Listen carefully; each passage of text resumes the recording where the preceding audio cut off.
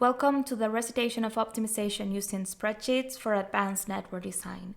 My name is Laura Allegue and we're going to solve together the foot on wheels problem. If you haven't yet, I invite you to pause this video, read through the problem statement, and join me back in a minute so we can start solving it together. Okay, you're ready to go? Let's jump into it. In the first place, we know that we are delivering boxes. These boxes are prepared in 2 kitchens and are delivered to 5 city areas. So one very important thing to keep in mind every time you start analyzing information is the units we're using. In here, you can see that we received some information about what's inside those boxes. But if you analyze all the information, if you read through the tables, you can see that the demand is in boxes, that each bike delivers a box. So with that, your unit is the box. This is crucial for your analysis and for your modeling process, because if at any point any information that we receive is in a different unit, you need to be aware that you may need to make conversions to the proper unit to work with. Of course, another very important data point is the demand in boxes. We have a table with that, so that's going to go to our model, of course. And the next one is the capacity to prepare boxes that each one of these kitchens will have. Start thinking about all the elements that our model is going to have, because that's going to help you solve question 1 in a minute, and of course to start working on your model in the coming steps. The next element we see here is that the boxes are bulky, so each bike can only take 1 box at a time. This is also very important if we need to make any conversions. Like, think of any other kind of vehicle, and probably they can carry 10 of them. So the units would change. The number of travels that this vehicle has to make will change. So even though here we have simplified it a lot, you need to think that there's a possibility that a problem statement requires something different. The next piece of information that we have is in table 2, and it's the delivery time from kitchen to city areas in minutes. Okay, here we start seeing something that probably is not that common for you. Usually the most common element that we try to minimize is cost. As you can see in the problem statement, minimizing delivery time is of utmost importance to keep the customers happy. In this case, they are not aiming to reducing cost, they are aiming for a certain service level. So for them, the delivery time is a critical factor and they need to minimize it. Our first task, as it's detailed in the problem statement, is to formulate the model. It's time for us to start working on understanding the different elements that we have in the model. So let's go a little bit back into our thinking process on everything we have read through. We need an objective function because we have a goal, which is minimizing the time. So we need to include that delivery time and the number of units flowing into a model, into a formula, so that we can minimize it. That's our objective function. We have a demand constraint because we have a list, actually a table that has all the demand in boxes per day, per area. So that's also in there. We also have a capacity constraints because if you go back, every kitchen has a capacity of a certain number of boxes per day. So that's another constraint that we include. Of course, we always use the non-negativity constraint because of the kind of product we're using here in the model. And if you analyze all the others, you will probably notice that that's all we need here. If you still have any questions, after you submit your answer, click the Show Answer button and revisit the model formulation in a similar approach to the one that you have learned throughout the lectures. As a best practice, I would say always use the Show Answer button. Even if you have a correct answer, you want to know what's in there in the explanation that could help you take your knowledge to the next level. The next question is going to take us to the spreadsheet. So once again, pause this video, give it a try by yourself. You do have all the elements you need to do it by yourself using the knowledge from the lecture and of course previous recitations if you watched any of those. And I would love to see you back in a few minutes so that we go through it together, we double check your work and we fix it or help you start your model if you're still struggling a little bit with it. Let's start populating our spreadsheet with all the information we have from the problem statement so that we can start building our model. The first element we have is the demand in boxes. I'm going to copy paste this here. This is going to be demand in boxes. It's per day, of course. In this case, as we talked, everything is in boxes per day, so no conversion needed. So I won't clarify.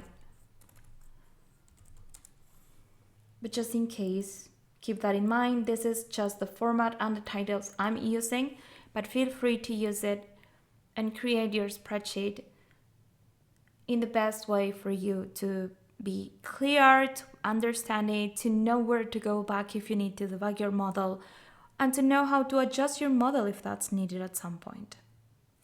I'll copy all my tables first. So this is the delivery time from kitchen to city area. This is kitchen 1 and kitchen 2. Okay. And the next element I want to bring here is the capacity per kitchen. So capacity boxes also per day is 250 for kitchen 1. And 350 for kitchen 2. Okay, I think with that I am ready to go. Yep, everything we need is on our spreadsheet now. So let's start working in order to create the model, to identify what's the minimum total delivery time per day in minutes for this network to satisfy our demand, right? Let's work on it.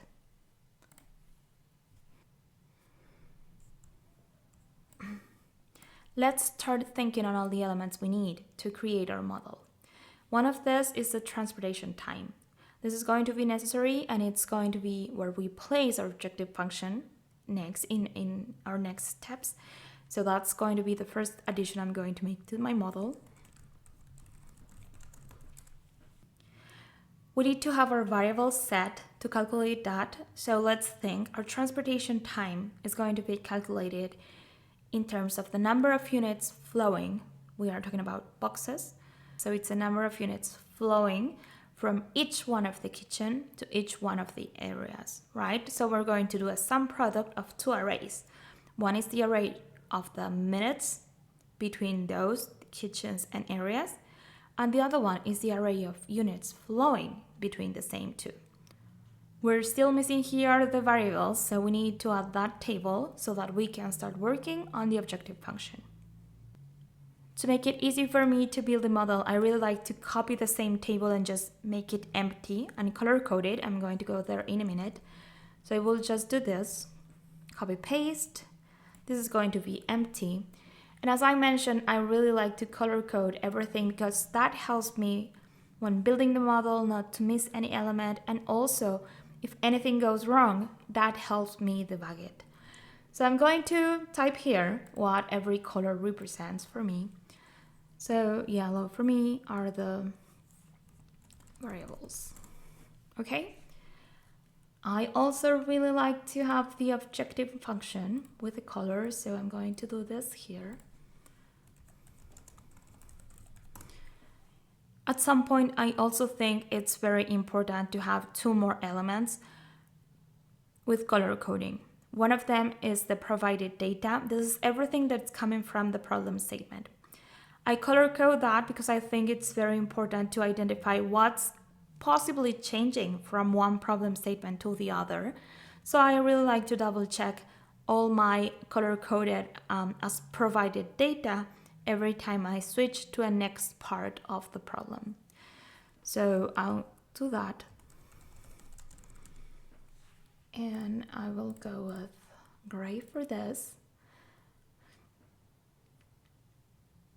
Please consider to make it as you think it's best for you. This is not one rule for everything.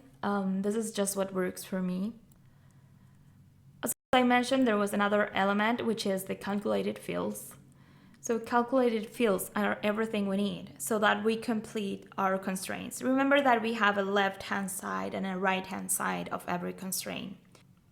One of those elements, which is the constraint, is going to probably come from the problem statement, so you know that you cannot produce any more of X number of units. But how many units are we actually sending to each one of the areas? That information is the calculated field. So in order to be able to create your constraints once we go to the solver, you need to have those. So I'm going to do that. So one of the calculated fields is going to be the units sent by each kitchen. So flow from kitchens. Okay. And the other calculated field I'm going to add is how many units each one of the areas is receiving, because I need to compare that with the demand. So to make sure that every area receives the units they need. Okay, so this is going to be flow to areas. And I'm going to just sum everything we have sent from the 2 kitchens to each one of the areas. Okay, I'm going to color code this. Okay, so I need to still type here that this is a calculated field. And I haven't yet worked on my objective function. We talked about it, but we need to include it into our model. So this is, as we talk, a sum product of 2 arrays. One of them is the number of minutes from each kitchen to each area. The other one is how many units of boxes per day are flowing between those. And with that, we are all set to start working on our solver parameters. I'll go to data and solver. And my objective function, I color coded it in green. This is the cell I'm going to pick. That makes it very easy for me. The next thing I'm asked is whether I want to maximize, minimize, or find a specific value for my objective function. You know we want to minimize the time, so just go through the problem statement. The next element is identifying the variables. I have them in yellow, so that's an easy find for me. And next we need to work on the constraints. We're going to first consider the demand as one of the constraints. We need to satisfy the demand from each one of the areas. And we usually say we need to send at least the number of units they demand. Let's think about what's happening with our model when we select larger or equal instead of equal to the demand. The most immediate reaction would probably be that the flow to each one of the areas should be equal to the number of units they demanded. However, if we have the chance to use an inequality instead to obtain the exact same result, it's usually recommended. Using inequalities make it much more strict for the computational process to identify on a smaller feasible region a solution for us. If we have the opportunity to relax those constraints, we allow the model to be much more efficient and fast into solving our model. At this point, you may think, of course, I'm just using less than 20 data points, a few variables. Why should I care about speeding up the process or making it easier for this to run for me? But at the end of the day, you need to think that if you're working with a software that manages massive amounts of data, you really want to make it as efficient as possible. So it's a good practice to use this inequality constraint. Would this affect my model? So it's very important that you understand the problem you're solving and the effect any changes you make into equalities or inequalities for your constraints would have. Let's think of this company and this network. We're minimizing time. If we tell the model to send as many units as demanded, exact the same units, we're going to find a solution because this model is feasible. We can produce the number of units that we are demanded. So there's a feasible solution and we're going to get that. If we use larger or equal to the demand, what's going to happen? So the fact that we're minimizing time and the fact that one more unit that flows will necessarily increase the time means that there's no way the model will send more units than the ones that it needs to send. So if I tell the model, send at least this number of units, that's the exact number of units the model is going to send to each area. This is going to be different if we're talking about maximizing profit. If you tell a model that you need to maximize profit and each unit represents an increased profit because for every unit flowing, the revenue is higher than the cost. So you do have a profit for any unit flowing, and you use larger or equal to the demand. The model will send as many units as it has possible. If it has a capacity constraint, it will use full capacity to send all units to all demanding areas. And that's because you're telling the model, I want more profit, and the model identifies that more units represent more profit. Okay, let's go back to the spreadsheet. So the flow to areas is going to be larger or equal to the demand from those areas based on what we talked. And I also need to add the one that says that the flow from the kitchens cannot be higher than the capacity. So it's lower or equal to the capacity constraint. Okay, from each one of the kitchens. So we have those ranges there. And the next thing we have is the non-negativity constraint. We talked about that already. So this is that any one of the variables should be larger or equal to 0. I'm going to click OK. And then remember, we're solving a simple linear programming kind of model. I will just click solve, and I invite you to populate your answer in question 2. Let me know how it goes. If we got it right, I see you in the next part of this recitation. If you still have any questions, remember to reach out to us using the forums or just go back to the beginning of the video. Let's work on it together so that you get a successful result here before moving to part 2. And I hope to see you there.